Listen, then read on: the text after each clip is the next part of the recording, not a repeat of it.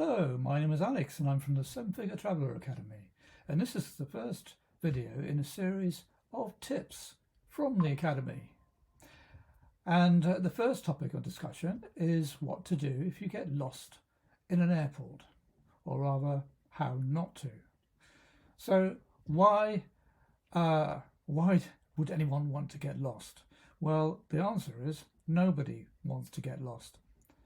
And the thing about going to airports, large or small, is that often you see other people in the process of being lost.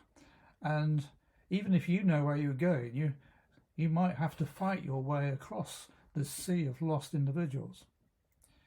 So a quick tip here is really just to look for an airport PDF, because any airport worth its salt will at the very least, have a downloadable PDF which shows you everything, where everything is in the airport, both on the land side and the air side. Things like where the car park is in relation to the terminal, where the buses stop, where the coach bays are, where the taxi ranks are, and where the airline's check-in desks are. More importantly, the one that you're going to be travelling on. For if it's a large building, there will be several entry doors, and each will have their own letter. So let me tell you a story, an experience I had a few years ago. A group of us went to an overseas wedding, and it involved flying to Rome Fiumicino. Now, isn't it interesting, when you arrive at an airport, you're not really that concerned about how big or how long it takes. You know, it's the anticipation, the excitement. And you just sort of wander through, and security happened, and you just sort of arrived at your the belts where your luggage was waiting for you, and out you went and you enjoyed your holiday. However, on the way back, it mattered because on this particular trip I was with my mother, and I knew that she was not an amazing walker. And I found out after check-in that our gate was going to be A50. Now, when it's a large number, it usually means it's a long way away. Now, the temptation, once you go through security, is to find the nearest bar or the nearest coffee shop. And we figured that actually this sounds a long way. Why don't we just saunter in the general direction of gate 50? And if we find a coffee shop, that will be absolutely fine. If there's not, we've got our bottles of water. We'll get another drink when we get on the plane. Anyway, what seemed like a mile later,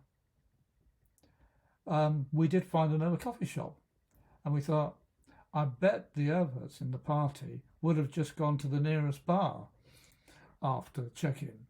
So I sent them a text message saying, it's a rather long way, perhaps you ought to start making your way towards the gate, because we've discovered it's a mile away, and there's no moving travelators, there's no internal airside metro, you've got to walk. Anyway, we finished our coffee and we just wandered over and got on the plane, as cool as a cucumber. However, our companions arrived with sweat on their brows. So there you go. You do need to be wary of the size of your destination airport, because it's all very well, getting lost at your home airport.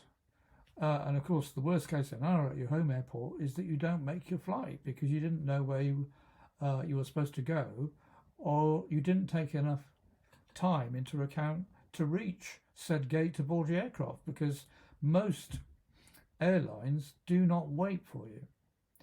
And just think, if you do this abroad and you don't make your gate, not only will you miss the flight and your luggage taken off, you could be in a country you're not familiar with, the language, and where to go.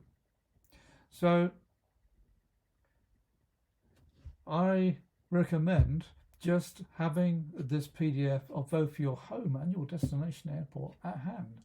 It only takes 5 minutes to check out the main locations of where everything is, and yeah, it's worth it. Sometimes when you check in, you can actually find out your gate information, and then you could compare it with your PDF, so you know everything you need to know in advance.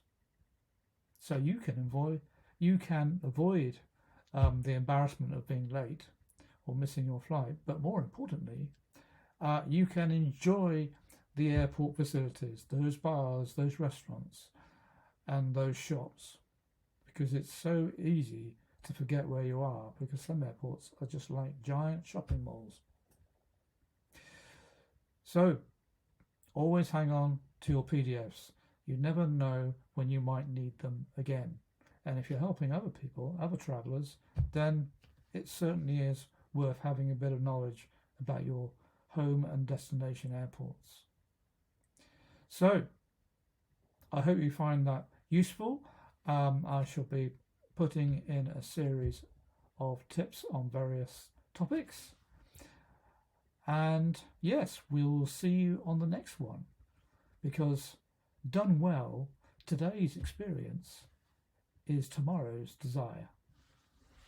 Catch you later.